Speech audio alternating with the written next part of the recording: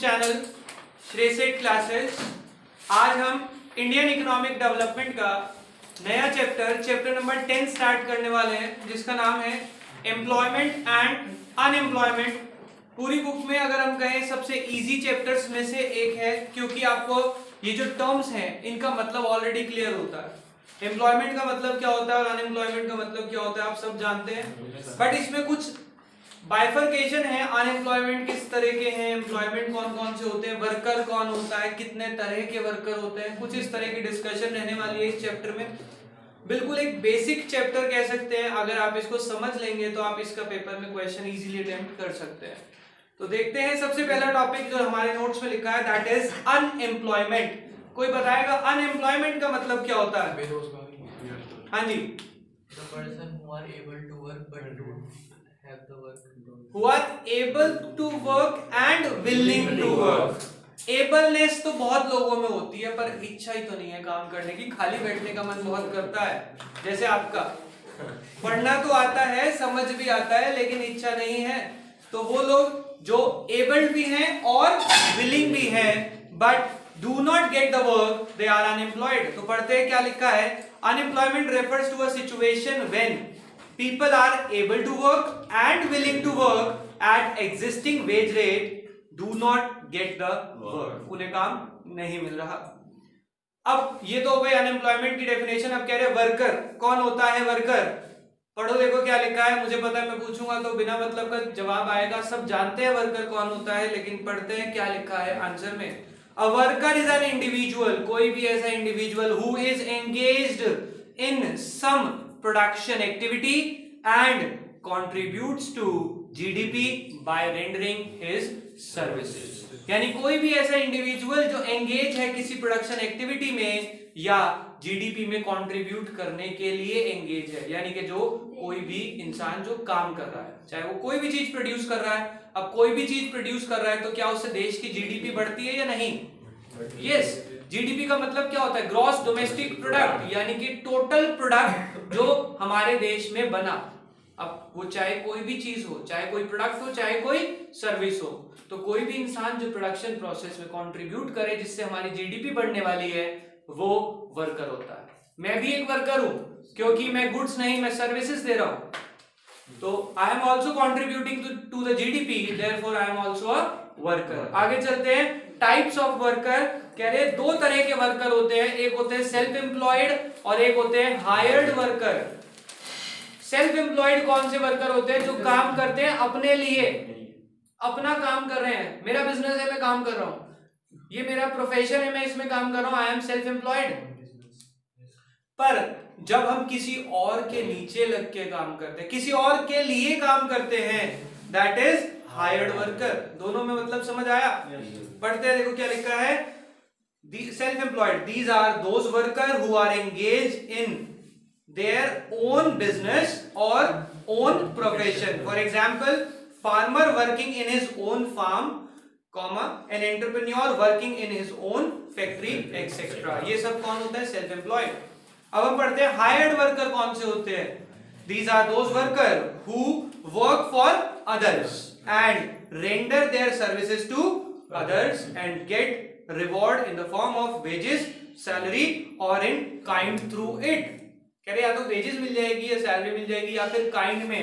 जैसे कि हम कुछ वर्कर रखते हैं जो कहते हैं कि भैया हमें बस रहने के लिए घर मिल जाए, 2 वक्त की रोटी मिल जाए। आप देखते हैं कुछ वर्कर इस कंडीशन पे भी काम करते हैं, जिनको जो मालिक होता है वो कहता है ठीक है भाई तू यहीं पे रह लियो, मेरे बिजनेस के बाहर एक कमरा बना देता है चौकीदार टाइप, और उसे कहता है खाना भी देते रहेंगे 2 टाइम का, बस ध्यान रखियो इस जगह का। समझ गए बात को? तो कुछ लोग इस पे भी काम करते हैं। For example, teacher working in a school. अगर मैं स्कूल में जॉब कर रहा हूं तो मैं हायर्ड वर्कर हूं, क्योंकि मैं प्रिंसिपल के लिए काम कर रहा हूं। Employ working in MNC is also a hired worker. अब कह रहे हैं हायर्ड के फर्दर 2 कैटेगरी है, एक कैजुअल और एक रेगुलर। ध्यान से समझना, कैजुअल और रेगुलर में फर्क क्या है। कैजुअल वर्कर वो है जिसको पेमेंट मिलेगी रेगुलर बेसिस पे, दिहाड़ी का मजदूर जिसे आप हिंदी में कहते हैं, डेली बेस पे वेजेस लेगा। और रेगुलर वर्कर जिसकी परमानेंट सैलरी होगी, परमानेंट वेजेस होंगी। जो कैजुअल वर्कर है उसे डेली बेस पे मिलेगा, और जो परमानेंट है उसे मंथली बेस पे वेजेस मिलती हैं, पूरे महीने की एक साथ मिलेगी। जो कैजुअल वर्कर होंगे उन्हें रिटायरमेंट बेनिफिट्स मिलते हैं। रिटायरमेंट बेनिफिट्स का मतलब जब वो रिटायर होंगे पेंशन वगैरह मिलेगी, पर जो रेगुलर वर्कर होंगे, जो कैजुअल वर्कर होंगे, उन्हें ऐसा कोई बेनिफिट नहीं मिलता। क्यों? आएंगे, काम करेंगे और चले जाएंगे। वो सब हमारे कौन से होते हैं? कैजुअल वर्कर, जो डेली बेस पे काम करते हैं। देखो क्या लिखा है, casual worker, these are daily wagers. ये कौन होते हैं हमारे? Daily wagers. They are not hired by the employers on regular basis. Employer इन्हें रेगुलर बेसिस पे नहीं रखता। Generally, they are unskilled worker and not awarded with social security benefit like provident fund, pension. इन्हें इस तरह के कोई benefit नहीं दिए जाते। Example, worker working at construction site. कोई भी वर्कर अगर कंस्ट्रक्शन साइट पे काम कर रहा है, आप देखते हैं, तो उसे हम डेली बेस वाले को लाते हैं। शाम को जाते हुए वो 300-400 रुपए जो दिहाड़ी फिक्स होती है वो लेके जाता है। They are casual worker. और permanent regular worker, they are hired on permanent payroll by their employers। permanent payroll मतलब उनका एक payroll यानी पेमेंट जो है परमानेंट फिक्स हो जाती है। they are generally skilled worker। ये जनरली किनके लिए किया जाता है? जो स्किल्ड होते हैं। क्यों? क्योंकि स्किल्ड वर्कर को ढूंढना मुश्किल हो जाता है। कहते हैं एक बार मिल गया, इसको परमानेंट रख लो, इसको सैलरी देते रहेंगे। जैसे कि उसी कंस्ट्रक्शन बिल्डिंग का जो इंजीनियर होता है, उसे पूरा जितने टाइम तक कंस्ट्रक्शन चलेगी वो इंजीनियर फिक्स हो जाता है। तो ये जनरली किसके लिए किया जाता है? They are done for skilled worker and awarded with social security benefits. इनको सोशल सिक्योरिटी बेनिफिट्स भी दिए जाते हैं, like pension, provident fund. For example, engineer working in a factory. किसी फैक्ट्री का कोई इंजीनियर है, सो वो आप कह सकते हैं जो मशीनों को अप टू डेट रखता है, वो इंजीनियर परमानेंट होता है वहां पे, तो उसको बेनिफिट्स भी मिलते हैं। तो अगर हमारे को आ जाए what is the difference between casual worker and regular worker, तो वो परमानेंट होते हैं रेगुलर वर्कर, और वो डेली वेजर्स होते हैं। इनको सोशल सिक्योरिटी बेनिफिट्स दिए जाते हैं, इनको सोशल सिक्योरिटी बेनिफिट्स नहीं दिए जा सकते। ठीक है, उनकी जो पेमेंट है वो रेगुलर बेसिस पे होती है, डेली बेसिस पे, इनकी मंथली बेसिस पे होती है। ठीक है, वो स्किल्ड होते हैं और वो अनस्किल्ड होते हैं। तो हम डिफरेंस के 4 पॉइंट बहुत इजीली बना सकते हैं। चलो बेटा, हम टॉपिक पढ़ रहे थे labour supply, labour force and work force के बीच में डिफरेंस। तो लेबर सप्लाई क्या होती है बेटा, ध्यान से समझना। वो वर्कर जो विलिंग टू वर्क है, कितने पे? पर्टिकुलर वेज रेट पे, कितनी देर में काम कर दूंगा, विलिंग टू वर्क, वो होता है लेबर सप्लाई। तो एक बार फटाफट से रीड आउट करते हैं क्या लिखा है। Labour supply refers to amount of labour, कितनी लेबर में कर दूंगा, amount of labor that the worker are willing to offer। willing to offer, इच्छा है कि मैं इतना काम कर दूंगा corresponding to a particular wage rate, अगर इतने पैसे दोगे तो। ठीक है, ये willingness शो हो रहा है। labor supply is measured in the terms of men hours of work। ये जनरली किस में मेजर होती है? men hours of work, यानी कि एक मैन कितने आवर्स वर्क कर रहा है उसके कॉरेस्पॉन्डिंग वो पेमेंट लेता है। ठीक है, इतने घंटे काम करूंगा तो इतनी पेमेंट लूंगा, तो इसलिए हम इसको मेजर करते हैं मैन आवर्स ऑफ वर्क। एक मैन कितने आवर्स में काम कर रहा है, विलिंग टू वर्क है, कर रहा है नहीं, करना चाहता है। Generally 8 man hours is equals to 1 man day. एक मैन एक दिन में 8 घंटे काम करते हैं generally. Clear? Next is labour force. Labour force को ध्यान से पढ़ेंगे, डिफरेंस क्या है। Labour force refers to number of worker actually working and willing to work, it is not related to wage rate। कह रहे वेज रेट से इसे कोई मतलब नहीं है। उसने क्या कहा था? पर्टिकुलर वेज रेट पे willing to work है। ये कह रहे वेज रेट को छोड़ो, number of worker actually working and willing to work दोनों आ जाएंगे इसमें, जो काम कर रहे हैं और जो काम करना चाहते हैं। वेज रेट को कंसिडर ही नहीं कर रहा, तो उसको हम बोलते हैं लेबर फोर्स। लेबर फोर्स यानी कि हमारे देश में कितने लोग लेबर फोर्स में आते हैं, जो काम कर रहे हैं और जो काम करना चाहते हैं, सब लेबर फोर्स का पार्ट है। समझ गए बात को?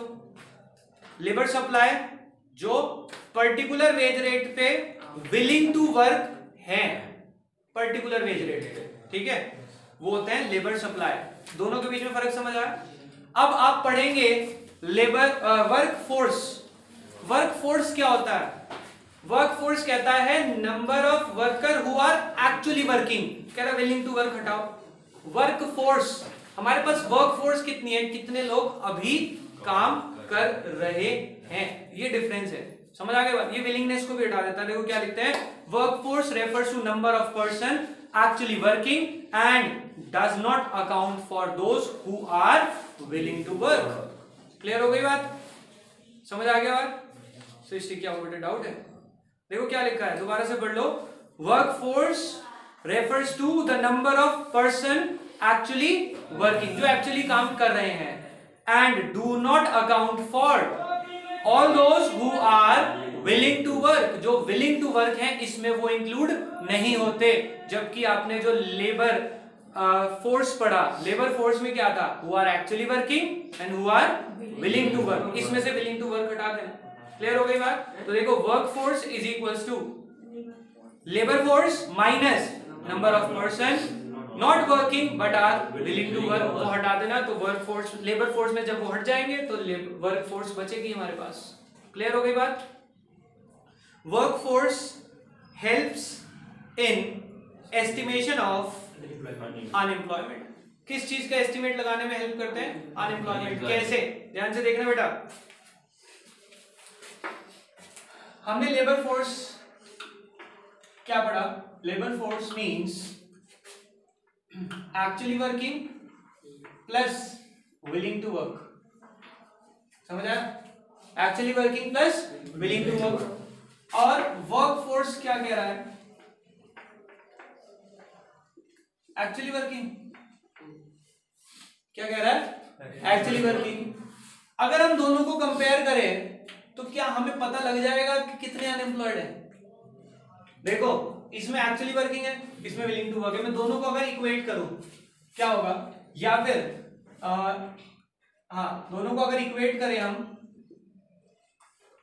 Actual working plus willing to work is equals to actual working. Equate करा, ये इधर आके इसमें से माइनस हो जाएगा। तो हमारे पास कौन लोग आने वाले हैं? जो विलिंग टू वर्क है।